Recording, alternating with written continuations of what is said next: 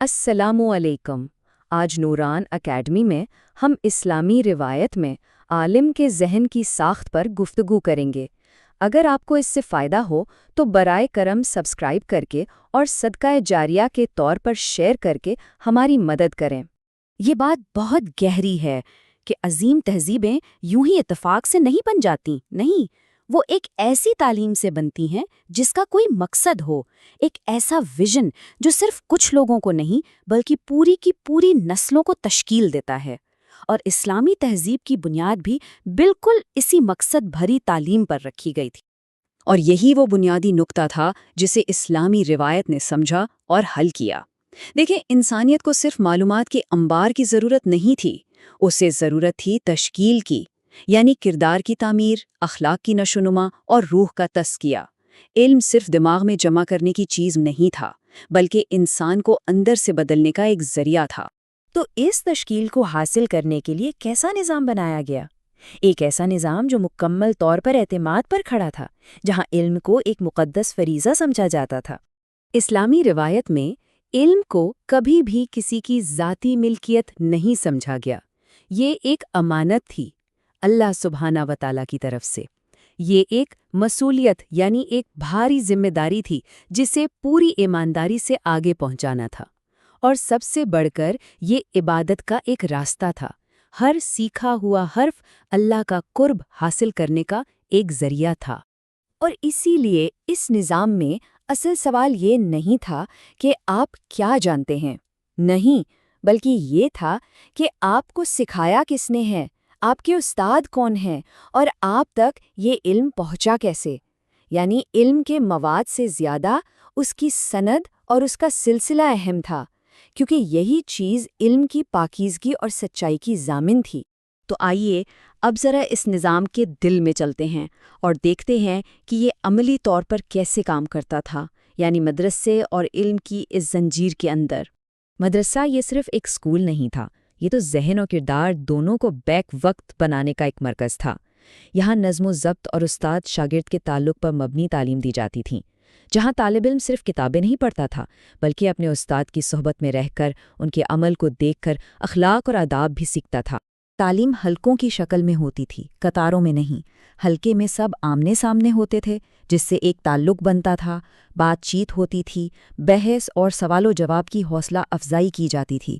اس کے برعکس آج کل کی قطاریں طالب علم کو اکثر گمنام اور غیر فعال بنا دیتی ہیں۔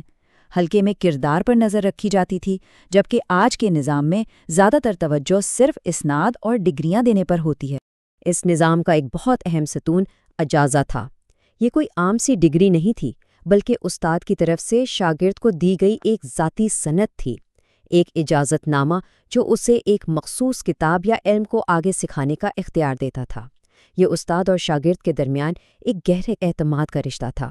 اور یہ سلسلہ ایسے کام کرتا تھا: ایک طالب علم ایک مستند استاد کے پاس بیٹھ کر کسی متن پر مکمل مہارت حاصل کرتا، پھر استاد اسے ذاتی طور پر اجازہ دیتا، اس کے بعد وہ اس متن کو پڑھانے کا اہل ہو جاتا، اور اس طرح وہ اس سنہری زنجیر کی ایک کڑی بن جاتا جو مصنف تک اور آخرکار رسول اللہ صلی اللہ علیہ وسلم تک جا پہنچتی تھی۔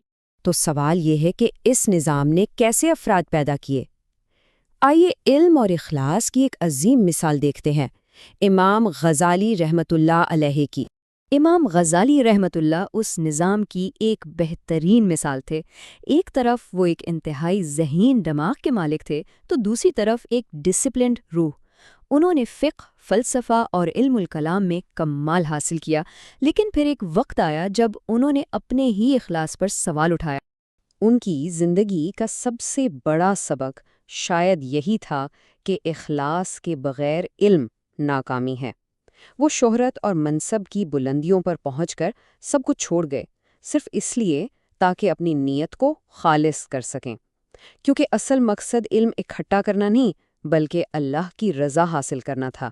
تو اس پورے نظام کے پیچھے ایمان کی کون سی طاقت کام کر رہی تھی؟ 3 بنیادی اصول تھے۔ پہلا، علم انسان میں تکبر نہیں بلکہ عاجزی پیدا کرے۔ دوسرا، جو کچھ سیکھا جائے اس پر عمل کیا جائے۔ اور تیسرا، کردار اسناد سے کہیں زیادہ اہم ہے۔ اس عظیم نظام کی میراث صرف تاریخی کتابوں تک محدود نہیں رہی۔ آئیے ذرا ماضی سے حال تک اس کے جو گہرے اثرات ہیں ان پر ایک نظر ڈالتے ہیں۔ اسی نظام نے یورپ کی یونیورسٹیوں کی تشکیل پر اثر ڈالا، علمی اسناد یعنی ایکیڈیمک سرٹیفیکیشن کا تصور متعارف کرایا اور صدیوں تک فکری دیانتداری کو قائم رکھا۔ یہ اس بات کا ثبوت ہے کہ جب تعلیم کا مقصد کردار کی تعمیر ہو تو اس کے اثرات تہذیبوں کی سرحدیں عبور کر جاتے ہیں۔ آج ہم رفتار کے پیچھے بھاگتے ہیں، فوری کامیابی اور پہچان چاہتے ہیں، لیکن ہمارے اسلاف نے رفتار پر گہرائی کو ترجیح دی، پہچان پر سچائی کو اور سرٹیفکیٹ پر کردار کی تشکیل کو۔ وہ یہ نہیں پوچھتے تھے کہ میں کتنی جلدی فارغ ہو سکتا ہوں، بلکہ یہ پوچھتے تھے کہ میں کتنا سچا بن سکتا ہوں۔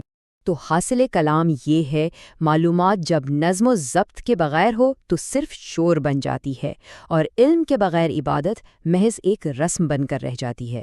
اسلامی تعلیمی نظام نے ان دونوں میں توازن قائم کیا اور یہ ثابت کیا کہ جب علم روح کو سنوارتا ہے تو تہذیبیں صدیوں تک قائم رہتی۔ تو آخر میں یہ سوال سوچنے کے لیے رہ جاتا ہے کہ اگر ہمارے اسلاف نے ذہنوں کی تربیت اتنی احتیاط اور محبت سے کی تھی تو آج کے دور میں کوئی اپنے ذہن کی تربیت کیسے کرے؟ نوران اسٹوڈیو کی پیشکش اور تخلیق